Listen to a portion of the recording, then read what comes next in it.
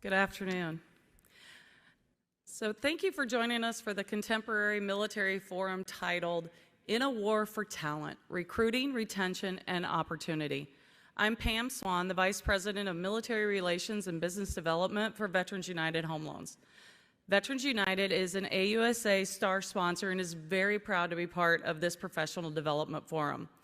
As the leading VA purchase lender, it is vitally important to us to work with like-minded organizations that support and protect our service members, our veterans, and their quality of life and veteran benefits. Veterans United prides itself on educating our men and women that have served this great nation and helping them with their earned benefits.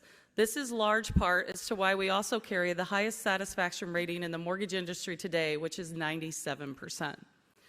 I am a little biased as a soldier's wife, but this conference is my favorite.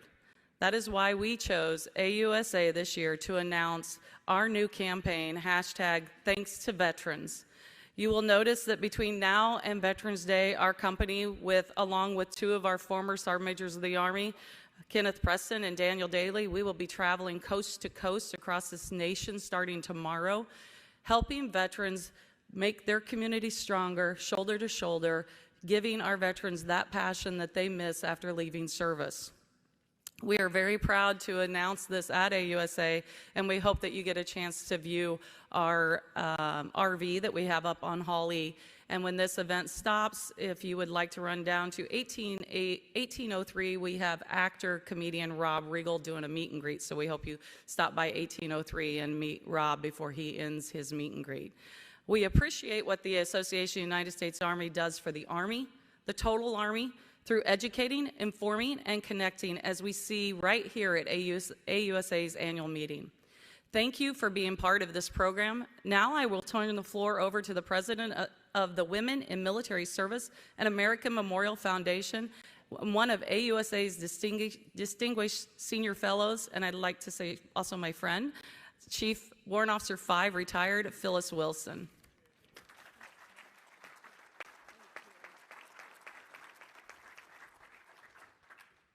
Thank you, Pam. And for anybody that's standing in the back from where I'm up here, there are lots of open seats. And this is a 2-hour panel, so please, if you're looking for a place to sit, take that opportunity.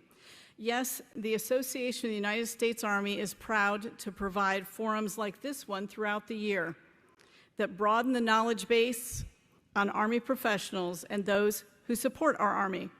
AUSA will amplify the U.S. Army's narrative to audiences inside the Army and help to further the association's mission to be the voice for the Army, support for the soldier.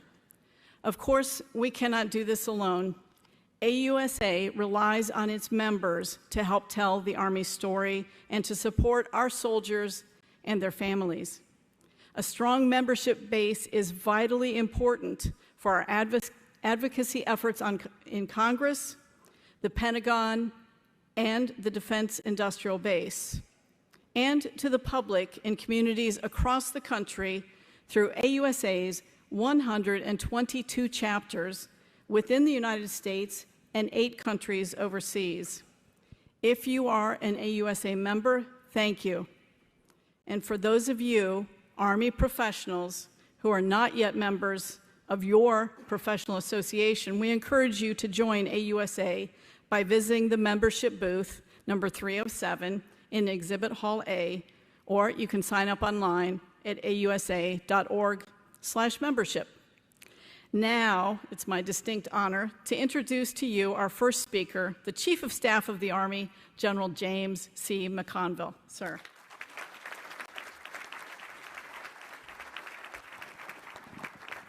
Well, thank you, and thanks for inviting me to say a couple opening words. And those that know me, I am very, very passionate about people in the Army, and we are in a war for talent.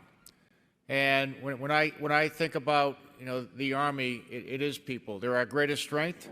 They're our most important weapon system. And every soldier, every family member, every Department of the Army civilian, and every soldier for life matters. And as we take a look at ourselves, We're in a very challenging recruiting environment. We've talked about those type things. But we have opportunities to offer young men and women unlike any other place. And so what we want to do is make sure we're taking advantage of the talent that we have in the military. We have to retain not only soldiers but families, and so we have to be very, very aggressive about that. And we have to manage talent differently. You know, at least, you know, I have 3 kids that are millennials that serve in the Army, so I get pretty candid feedback on, you know, how well we're doing. But, you know, they want us to compete for their talents. They want us to recognize that they're not interchangeable parts in an industrial age system. And I believe the young people today, they want purpose, and they want us to recognize their talents, and they want us to give an opportunity for them to grow. And the Army's absolutely the right place to do that. And, you know, you got a great panel here. They cover all walks of life. They get some great insights. But what we have to do right now, one thing that I appreciate having a recruiting crisis in the Army, and we're calling it that right now when we're coming out and saying that, is this is when you can make change. This is when you can do innovative things to change the organization for the future. If we're doing things in the personnel business that are 10, 20, 30, or 40 years old, then, you know, we're not moving forward. And we need to make that change. And we need to go out into the civilian sector and show young men and women why they should join the United States Army. You know, right now, 83% of the young men and women that come into the Army are coming from military family members. 44% come from JROTC. So we need to expose young men and women to the opportunities in the military. And only 23% are qualified to come in. And the Secretary and I have been very clear, and I want to remain clear, we are not going to lower standards. To me, quality is more important than quantity. But what we're going to do is we're going to invest in American youth. And we're going to give them an opportunity. I think some of you are aware that we've stood up a future soldier prep course at Fort Jackson. And I think that may be the way we do business in the future. We've already had about 1,000 kids come through that process. And it gives them an opportunity to beef up their ASVAB scores, to get into physical condition, and the initial results are very, very impressive. 75% of the kids that are coming that were barely meeting the standards are doing extremely well. The other thing I was really surprised to see, not only are they meeting the standards, some of these kids are really exceeding the standards. They've finally been given a structured, disciplined framework to learn and also to work out. And they're losing 2 to 6% body fat. And they're upping their ASVAB scores. And then when they're going into initial military training, as some of you know, they're actually being moved into leadership positions, which for a lot of these young men and women, they probably haven't ever had that opportunity. So it may be the future for us. And the numbers, you know, you might go to the assessment course, and that may be a way we give a lot of people an opportunity to serve. And then, quite frankly, if you're not fit for the military, the Army's not for everybody. And, you know, it's hard to tell until you get young men and women there if it's the right thing for them. But, you know, before we invest a lot of time and resources in them, is we give them a chance to come and try out. So we're going to do that. The other thing we have to do, and this is for our recruiters, is take advantage of the technology. You know, we're still doing a lot of things in an industrial age manner. Our recruiters are spending too much time doing paperwork. And we've got to do a better job of that, and we've got to, you know, we've got some systems that are coming into place. And then once we have soldiers in the Army, we have to retain them. We're investing in them, and what we want to do is manage them by their knowledge, skills, and behavior, and even, which is blasphemous in the Army, is understand what their preferences are, and maybe even let them go do what they want to do if the job fits that. So we're going to do that too. And I just talked to CACI today. I had a chance to talk to their CEO, and IPSA is coming, you know, and that's going to help us, you know, move into the 21st century when it comes to managing talent.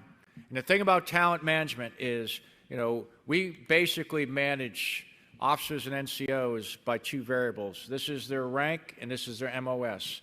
That's not the future. We need to know all their knowledge, skills, and behavior, and one of the best examples I've seen of that is a young specialist medic down at the software factory who codes at the PhD level.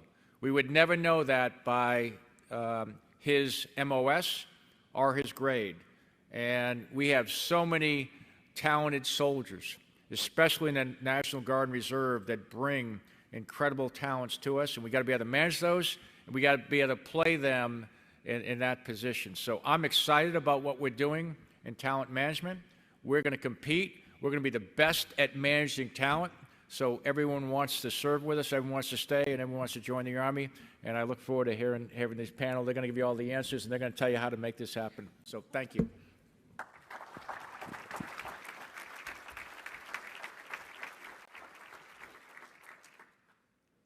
Thank you, sir. Now I would like to introduce our panelists to you. First, I'm going to be going from your left to right. General Gary M. Brito, the Commanding General of the United States Army Training and Doctrine Command. Ms. Julie Boland, the United States Chair and EY America's Managing Partner. Major General Johnny K. Davis, the Commanding General of the United States Army Recruiting Command.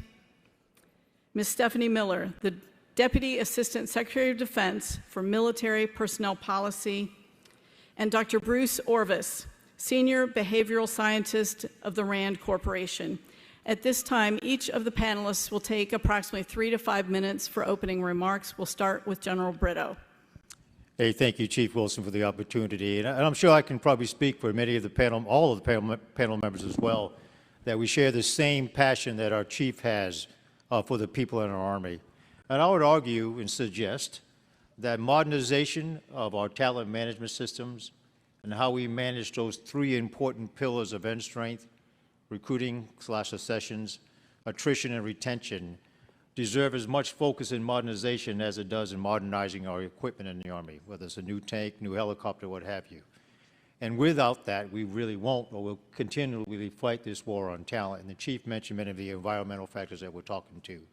So 1 month into command, very excited about being part of that and helping to manage the people for our Army as we continue to have the best Army that our nation needs to continue to fight our nation's wars. And again, very important. The Chief did mention a near-term challenge, and I prefer to flip that into an opportunity that we're having in recruiting, and it's no secret that we did not meet our recruiting numbers this year and a direct impact on our end strength. But we're still a very combat-ready Army. We're going to turn this ship in an opportunity for us. And I won't get into some of the other comments that may be made by following panel members, but lots of opportunity to do some innovative thinking on both how we run our recruiting enterprise internal to TRADOC, and very thankful for the assistance of the bigger Army as well. And I'll just highlight a couple of things that are helping us in the recruiting lane. I'll talk a little bit about the 21st century talent management that the Army's been doing for a couple of years and will continue to do as we modernize as well, and then turn it over to a fellow panel member, very cognizant of the time. But I would like to mention the full Army, really DOD support to turning this recruiting challenge into a very effective opportunity. And one thing we've started doing just recently, we'll continue to do, is alignment with our fellow commands that are supporting TRADOC.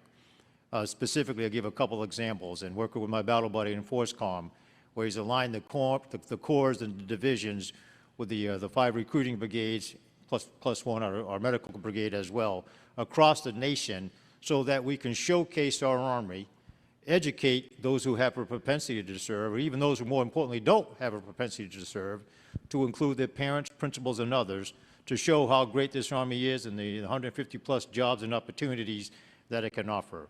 That's with FORSCOM, doing the same with the Centers of Excellence across all of TRADOC, my battle buddies in USOC and USAPAC as well, to reach all of the states and territories and the soldiers, future soldiers that may want to join the Army, and increase that propensity to serve. And once joining the Army, and the Chief highlighted the Future Soldier Prep Course, all great things to boost and give additional opportunities for academic proficiency and physical proficiency as well, which feed into the high quality of every single soldier and leader and our civilian professionals in some aspects as well, and that there'll be no wavering on the quality. And very quickly in the 21st century talent management, I know this is not new, and I would offer, team, this management is not only limited to military uniform. We have over 280,000 civilian professionals supporting an Army as well, and all these initiatives are very well nested with our Army campaign plan, as they should. So as the Chief mentioned, utilizing KSBs to help manage the knowledge, skills, behaviors, and preferences of our leaders in the Army. I can highlight a few great programs. We're in over 3,500 have gone through our command assessment program, of which has been tailored for our command sergeant majors as well. And some of the civilians work in the acquisition corps. Chaplains and others have experienced it to identify the very best leader who deserves the privilege of standing in front of those young men and women and civilians that serve our great military. And that's just but one aspect of it.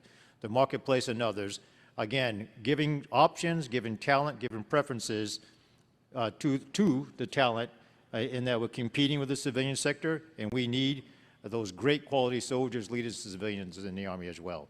So I look forward to entertaining your questions throughout the day, and again, very honored to be on this panel. Thank you. Julie, before you jump in, I wanted to make sure everybody in the audience knows this is going to be a question and answer heavy forum. So start thinking about your questions, because as soon as they finish all of their opening remarks, if anybody wants to come up to the microphone and start asking the questions, we'll be ready for you. And if you don't have any, we do have a few that I will get started to get your collective thoughts flowing and be ready to ask those questions. So go ahead now, Julie. Great. Well, first of all, thank you all for inviting me to be here. It is a pleasure. I've been looking forward to it. I actually did quite a bit of research and talked to our EY team getting prepared for this. And I will tell you, it is a pleasure to see how parallel our values are for our organization at EY as well as the Army's. In addition, some of the challenges and opportunities that we face. So thank you. I'm looking forward to learning from everyone up here and sharing some best practices. So let me just start, and I think we'll probably all say something similar, but it is an incredibly dynamic labor market. Ever since the pandemic, a couple statistics we've heard, there are 2 jobs out there for every unemployed person. So people who are not working have multiple choices, and we've seen, at least within our organization, a lot of change and a lot of turn because of that, because of those choices. And so it's required us and a lot of our clients to step back and really say, okay, how do we do things differently? How do we reevaluate? How do we pull apart? How do we understand what the different generations are? How do we be adaptable, and how do we make sure that we innovate around recruiting and retention? So just to level set a little bit, EY, you'll see some of the parallelisms.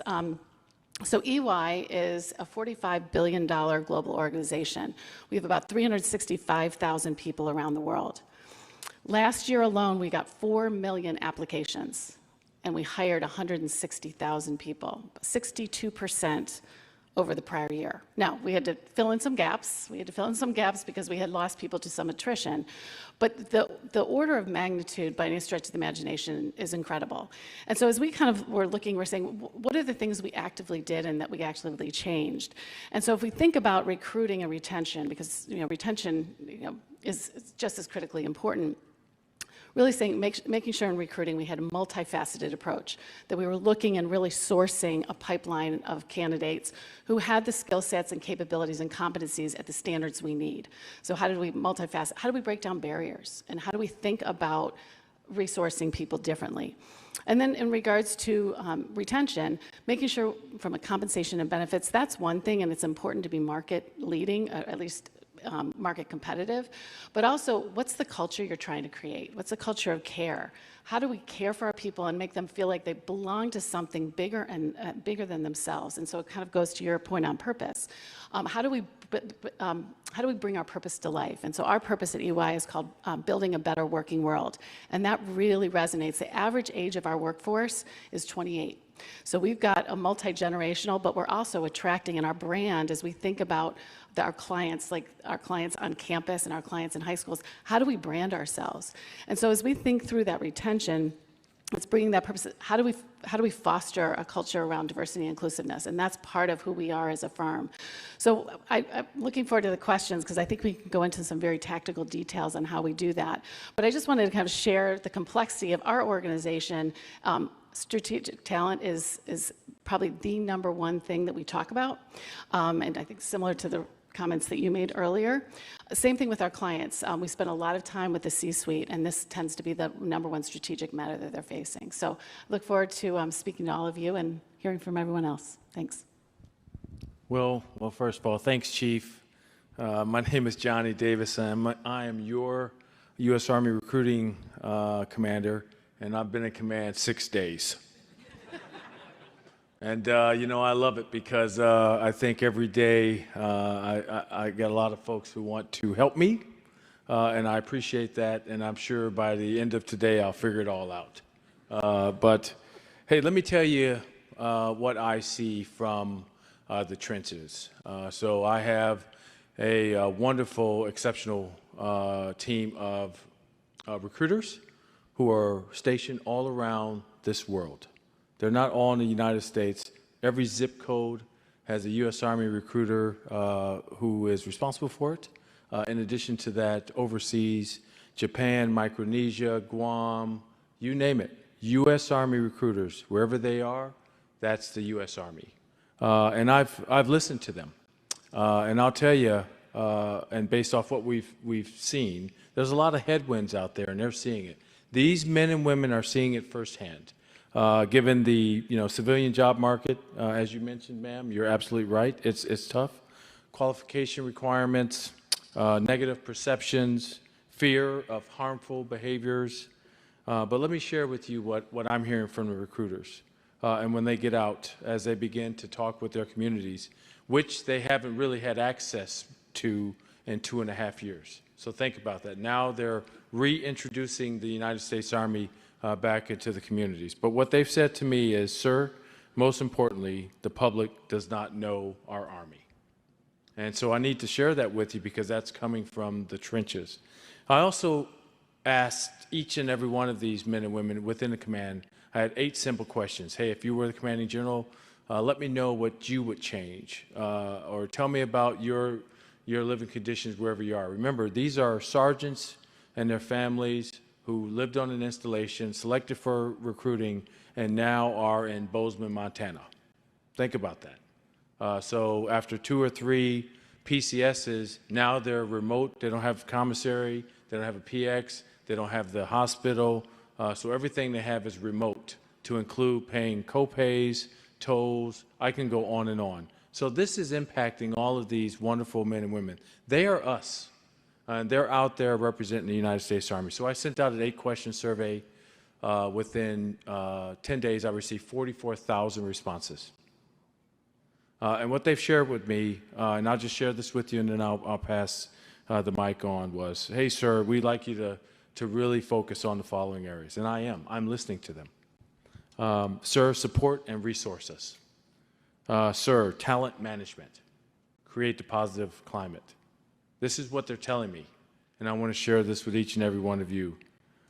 Reduce stress on the recruiting force. So that is something they've asked me to do. Sir, look at training.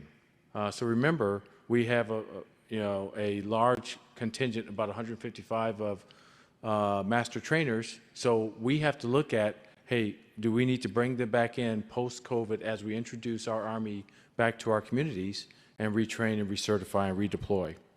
And then, of course, increase access. And that's where I would ask everybody's help for all of these men and women representing your Army. Help them gain access. And I can explain access based off probably a follow-up question. And then the last thing, sir, drive positive change. This is an opportunity. The way we move forward now is the way we can change an industrial model and recruit for the future, and really change the way we do business. So I need your help, and again, these are the 44,000 responses for these men and women in the recruiting force, and I'm listening to them, and now I'm sharing that with each and every one of you. Thanks. I look forward to your questions. Thank you. My name is Stephanie Miller. I'm the Deputy Assistant Secretary of Defense for Military Personnel Policy and appreciate being invited by AUSA and the Army to be a part of the panel.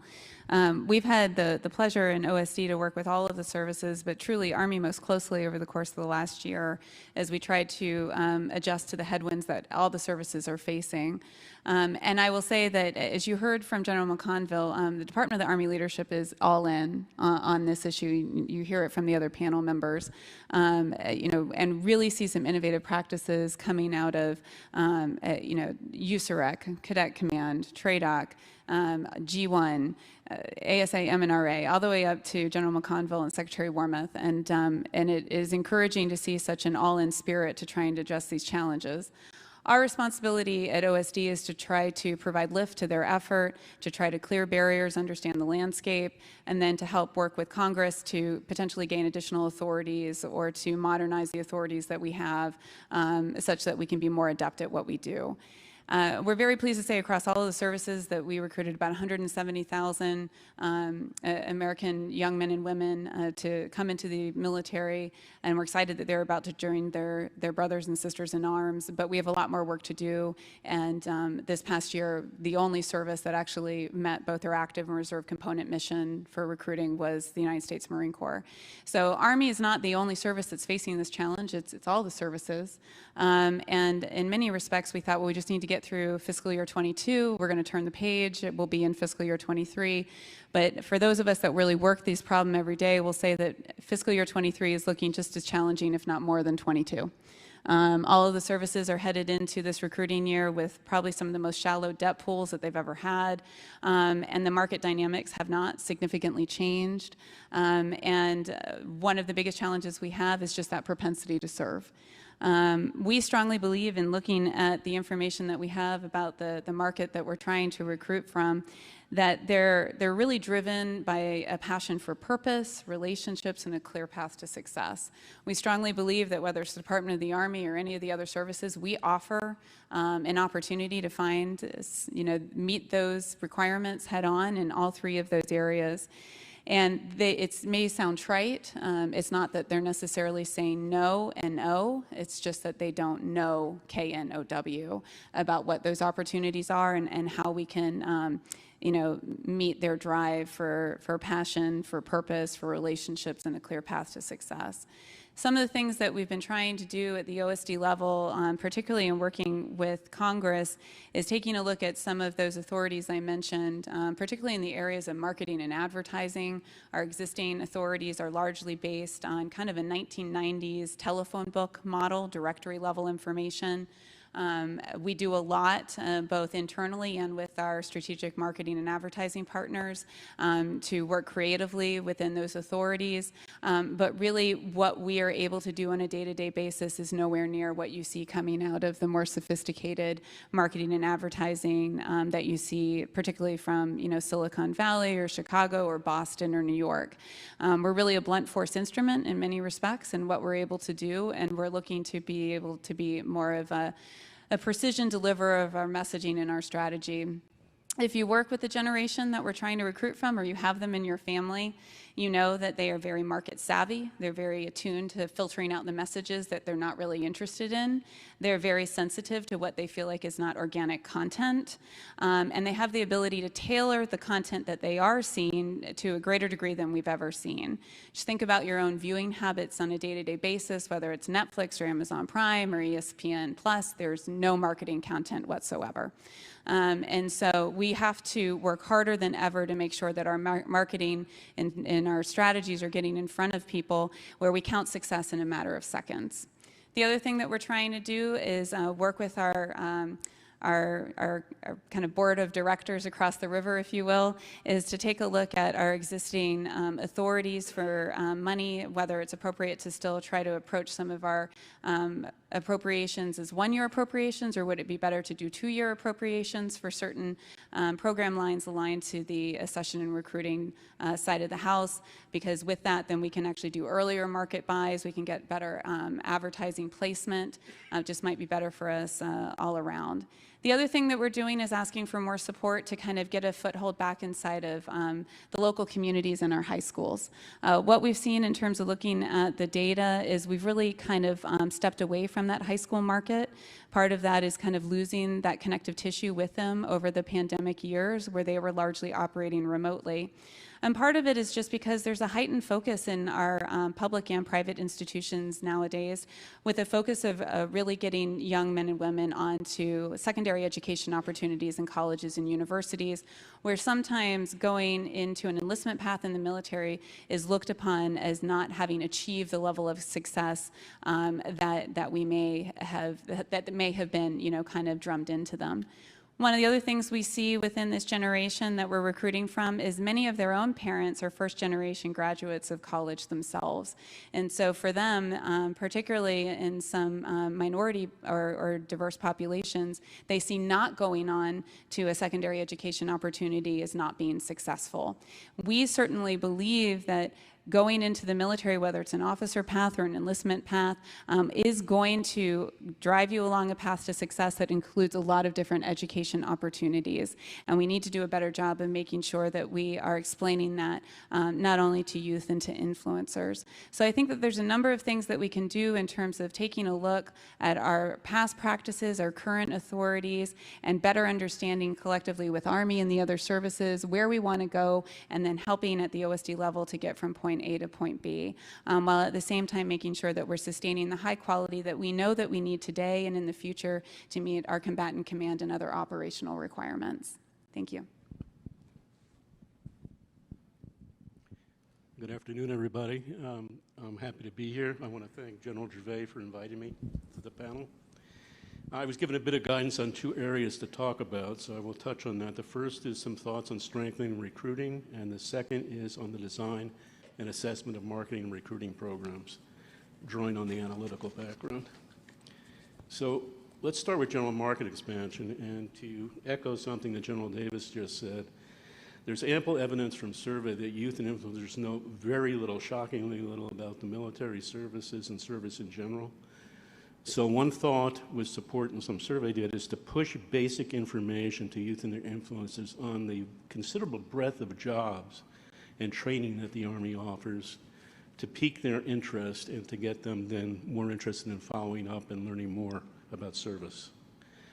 There's also been interest expressed in further penetrating the college market. Something to be aware of there is that there are different subpopulations who would need different types of programs to attract them. So for example, a program to appeal to recruits who are willing to defer college until after service that could be used with the post-9/11 GI Bill in the same way that the Army College Fund used to be usable with the older GI Bill, which was something unique to the Army at that time. And perhaps a program for those not willing to wait to help them work toward a year or two towards an associate degree, so they would do that between enlistment and going on to active duty. Increased use of marketing programs for those who are willing to enroll and attend classes while serving, such as the concurrent admission program. And for those who already have some college, the thought is to expand the loan repayment program with lower caps on the amount that's repaid, but less stringent eligibility criteria, which are pretty strict right now. In terms of optimizing recruiting resources, analysis suggests, over the years it's suggested this, that the Army has over-relied on enlistment bonuses. There are reasons for them, you need them, but they tend to be overused relative to marketing. And that has a very significant effect on cost and the amount of recruits that are produced. Another area is to try and use analysis that we're aware of to help recruiters improve their productivity. That could be, for example, accounting as fully as possible for the difficulty of recruiting in local submarkets and taking that into account in recruiter assignments and missioning. We can also increase, echo something you just said, data-enabled outreach and CRM that would require some relief from restrictions on government use of those approaches.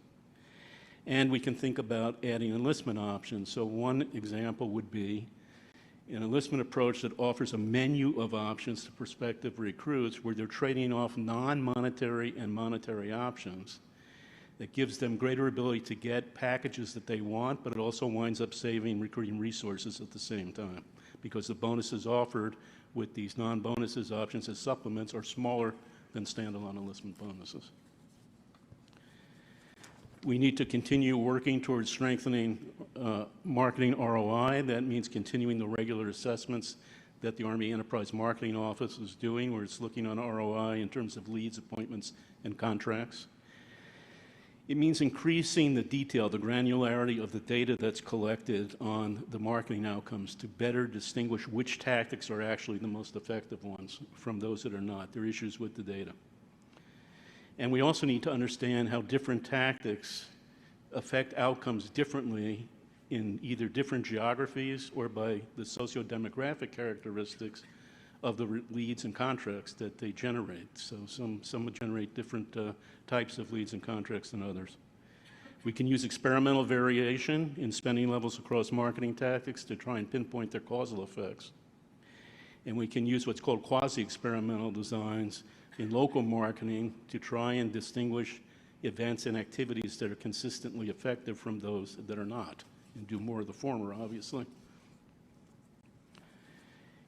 In designing programs, marketing, and recruiting, we have a variety of analytical approaches available to help us do that well. Focus groups and survey data. The concerns there are sufficient number of groups and sample size and appropriate composition relative to the target population. Past research results are generally available, and you can find ones that are appropriate for a new program that might be considered.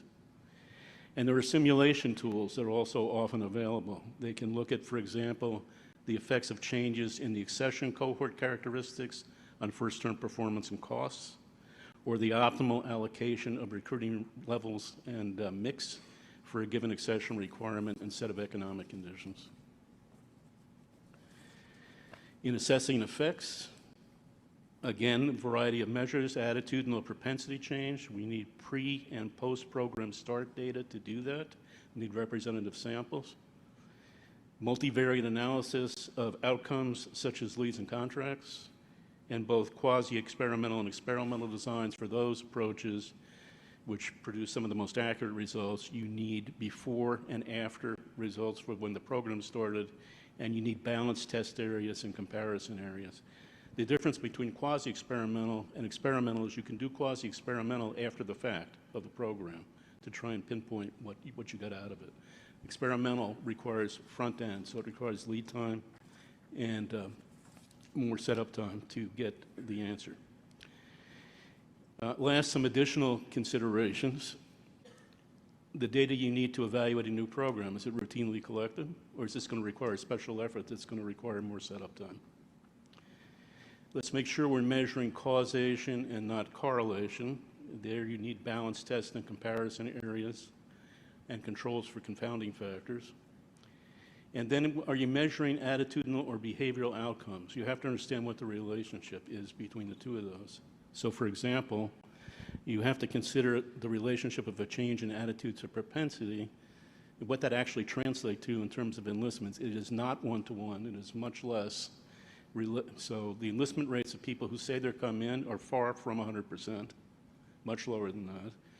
And the negative attitude or propensity group is so large that it historically has counted for at least half or more of the enlistees. So there's a difference between measuring attitude and behavior, and we need to be sensitive to that. And I realize this last half was technical, so I'm sticking with the area I was asked to address. Apologies. I never like statistics, I'm just saying. But I do want to know, I want a feel of who's in the audience right now. Anybody that's been involved in recruiting, please stand up. Ouch. Okay, we're going to have fun today. I'm hopeful. Thank you very much. And we appreciate the hard work. And when General Davis was speaking about this, I have never personally been carrying a green sheet or any of those kind of things, but you're right, the stressors that we place on our recruiters is tremendous, and I think that's one of the things that we do have to find a way to get at.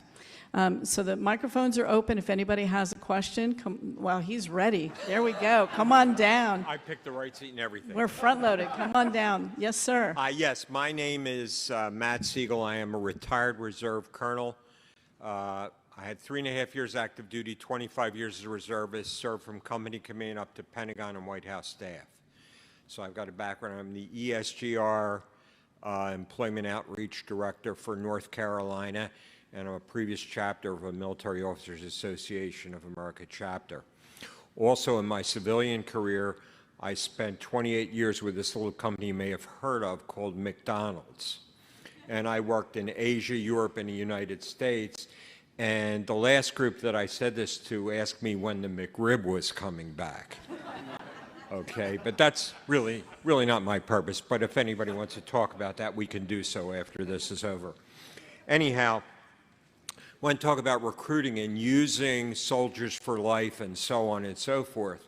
For example, in medical recruiting, through AUSA and some members of AUSA, word got to my wife and I that they were looking for a way to get into medical schools because of COVID shutdowns and all that other stuff.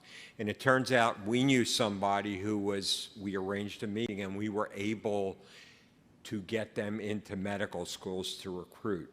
That's an example of the small kinds of things we can do. Army recruiting battalions in the past have had community advisory boards. They come and they go depending upon the commander. Okay, what we did about 4 commanders ago was we actually raised funding to bring recruits who were not going tomorrow but had signed on and their parents in for a dinner and a speech. We raised funding for that. Unfortunately, next year the JAG had a different opinion on how we should go with that. One other thing I do is I'm a test administrator at MEPS part-time. I go into high schools all the time, and I also administer tests at MEPS. I think MEPS should be in meetings like this. They're not here. They need to be. They really need to be because they're an important part. We deal with recruiters all the time, and so that's a good thing to do.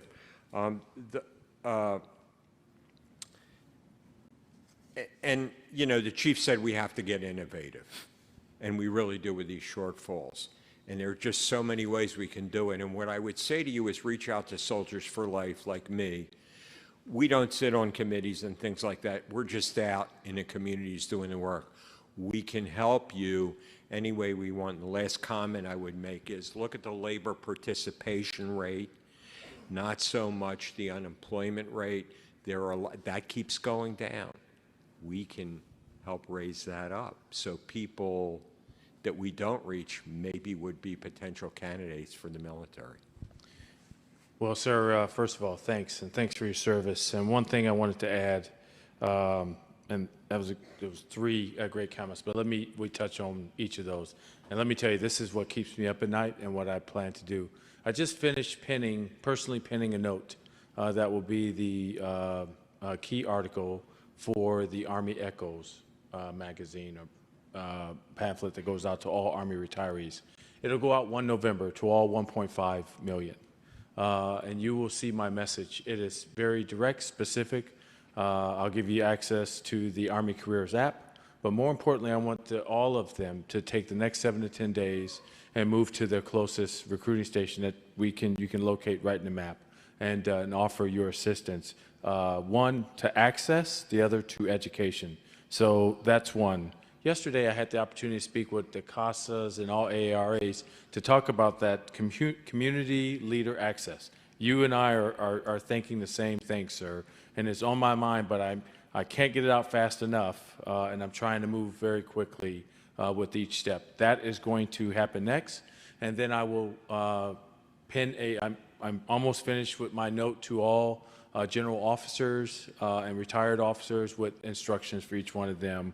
And sir, everything you've said, I've captured, but essentially we're taking the step forward to educate and connect and then create more access. We're here to help. Yes, sir. If I could just add to that, first of all, thank you for being a test administrator. And while MEPs may not be in the room at an OSD level, we do have operational responsibility for all the MEPs. So which MEPs are you at? Raleigh. Okay. So being a test administrator is so critically important. These are the folks that go into high schools and actually administer the ASVAB in high schools, and then often help facilitate post-test interpretation and other aspects of the program. And actually where we still see a foothold inside of high schools, it's usually our test administrators because they've formed long-term relationships with the local high schools, and there's a level of trust. 3 next week. Great. So glad to hear that. Because as you all know, recruiters are so important, but in essence, we are turning over recruiters about 1/3 a year in terms of coming in. And so it's establishing a relationship almost every 3 years with a school and a high school and administrator, whereas the test administrators have often had those relationships for even in some cases decades. And so I completely agree with you that there is value in making sure that we're partnering with our test administrators. We're partnering them with our recruiters to make introductions and to gain that level of trust, and where there's more recommendations from our test administrators broadly on how to get that access back into the schools. I think that's a really good point. I would make one comment on that. When I do a test administration, the last thing I say in a high school is there anything else I can do for you?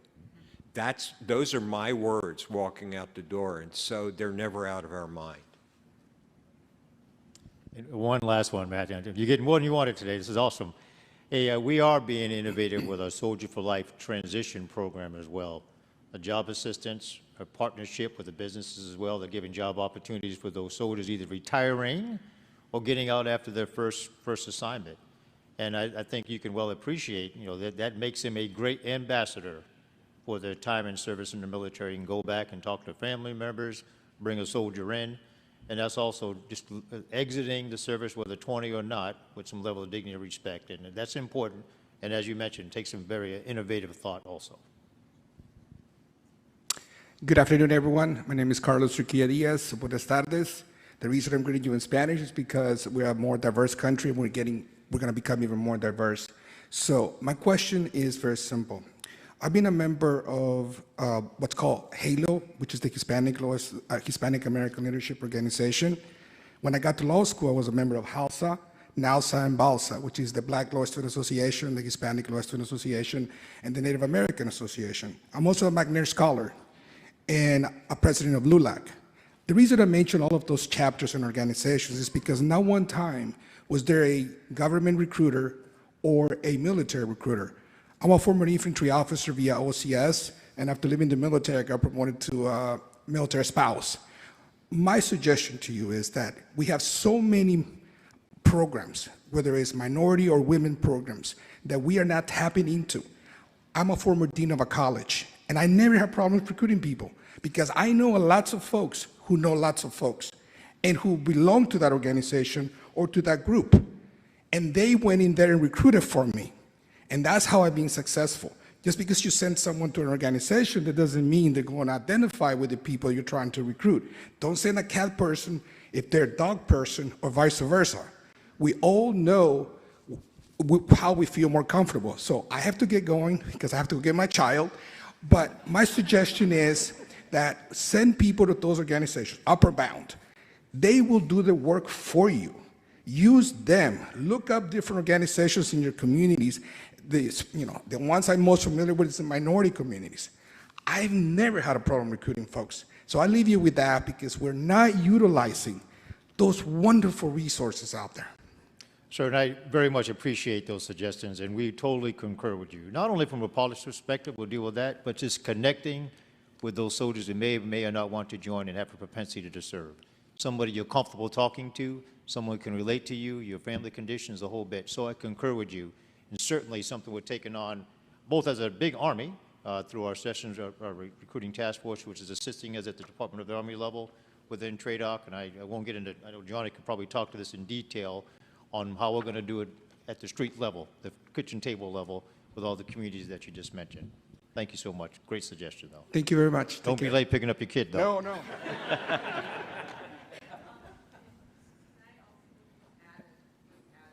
you come to the mic, please?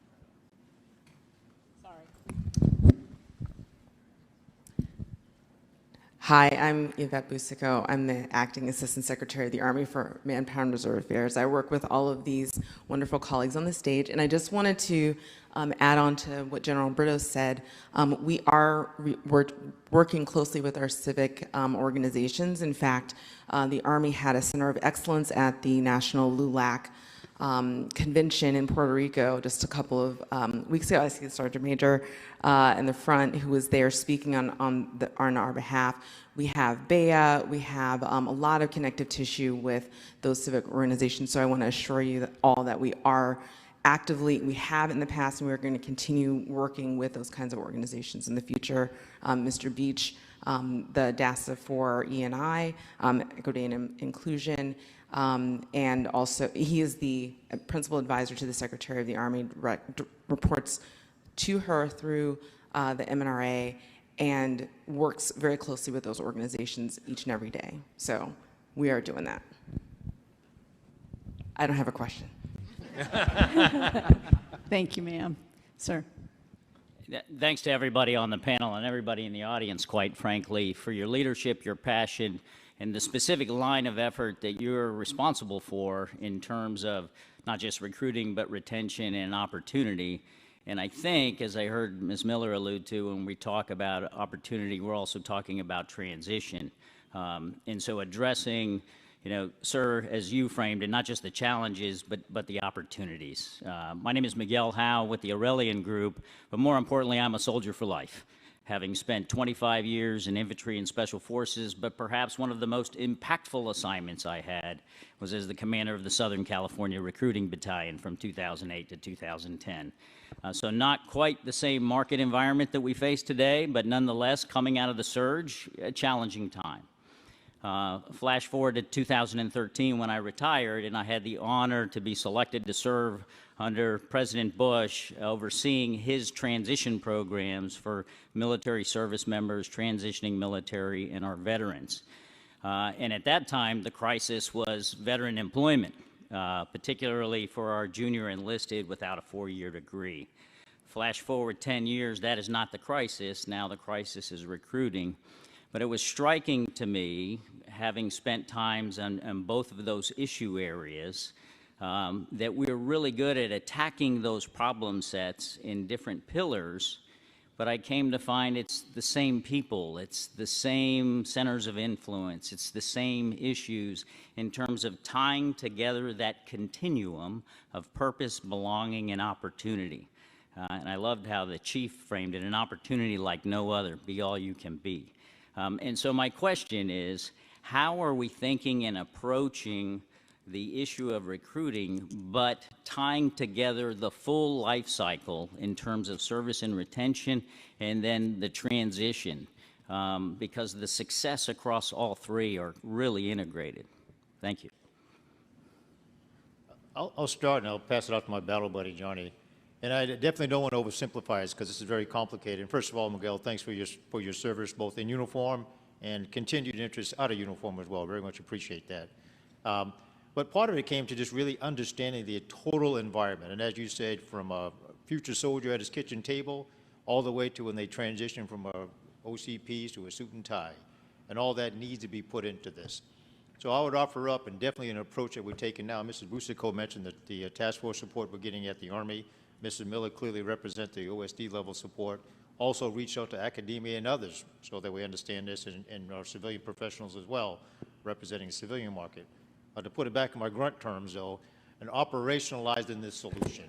What are you doing, and what can we do in the strategic space? What needs to be done in the operational space and the tactical space as well? Not to say that the operational approach is a solution to everything, but we're the Army, and that's how we solve problems, and this is a tough problem, and we do hard stuff in going to get it done. But the players in all of that are not only just uniformed as well, a recruiting command, working with academia, working with the principals, working with the hospitals, as I just mentioned, our policies and programs for Transition for Life, to get at this thing and get at it quickly before it impacts the readiness of the Army, which we're not going to allow to happen. And I know General Davis, and I don't want to steal his thunder, is very much taking some very innovative approach, looking internal to our recruiting enterprise, which is large, and understanding the landscape, understanding the problem, Do we need to attack look at the how we market differently? And I would offer yes, both locally, nationally, and down at the strategic level as well. And based off one of the questions we had also, reach out to those that we may not have in the past to give that opportunity to continue to serve, whether it's one enlistment, 20 years upon retirement, and transition with dignity and respect. Johnny, I've taken way too much, but I would like to get your thoughts as well. Well, first of all, thanks, sir. That's a great question and something that has been certainly on my mind. Because why? We're beginning to really see ourselves in this environment, given the challenges, and it's really opened our eyes. So when I think about the ability to penetrate down across the communities, we have a bunch of agencies that exist, but we didn't really synchronize them. So that's what you just said is something I am personally involved in terms of how to fully utilize, leverage Soldiers for Life, local marketing, our social media, our partnerships. One of the things, big thanks to the chief, was partnering a active duty division with each of our recruiting brigades. So example, the 101st Airborne Division is directly linked with our 3rd Recruiting Brigade. This has never happened before in history. And what we have to do with that small brigade is really leverage all of these wonderful assets and really be able to have an impact in that brigade area of operation. And don't forget, bring in school superintendents, CASAs, ARAs. I mean, I can go down a list. So when I call it the super summit with all my teammates. If you execute an event, is the super summit involved, and have, just like you said, VSOs. How do we bring everyone together to maximize our wonderful impact wherever we are? So thanks. And I'll just add briefly, because I know we have other folks who want to ask questions, but on your point about transition, I think at an OSD level, it's something that we're very attuned to. It's not survey data that we collect, it comes from someplace else, but there is some indication that military members themselves are less likely to recommend military service to the youth in their lives. We've seen that metric increase. And I think for us, it's very important to make sure that in a transition that it's a positive experience, so that they don't leave for whatever reasons that they're choosing to leave, or it's a full retirement, that process is a smooth process, it's positive, and that we are potentially even showcasing opportunities we still have to stay connected with the military, whether full-time, part-time, even outside the USA jobs, very strict confines. We are committed to that, so much so that we're actually looking at right now our transition assistance programs oversight within OSD is within our readiness division. We're actually looking at moving it to my division as kind of a personnel life cycle approach. And so I think your point is extremely well made because it does come full circle. It does. Thank you so much. I'm confident that with this leadership, we have all the capabilities. Just tying it all together, as you said, sir, operationalizing it, activating all of our networks. When we look back at 2030, I hope we look back at this panel and look what we as an Army did. Thank you. Thank you. Quickly, many of you may have question cards, blank cards that you can fill out. If we do not get to all of them, we will be collecting these and we will be sharing them with the panel, asking for them to provide their remarks and comments, and we'll get those pushed back out at a later date. So don't be hesitant to complete the cards at this time. Yes, sir. Please go ahead.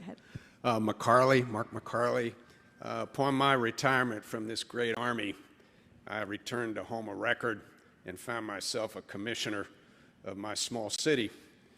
And within that array of civic leaders, a good number supported junior ROTC and lamented the fact that it was very difficult to locate junior ROTCs within the school district, some attributable to political issues and others attributable to resources. And so with that, the question has to be, is the Army prepared to direct greater resources toward that invaluable program? And before General Davis answers that question, I have a note of gratitude and commendation for something you and your staff did with respect to recruiting and, of course, talking about the Army and its impact.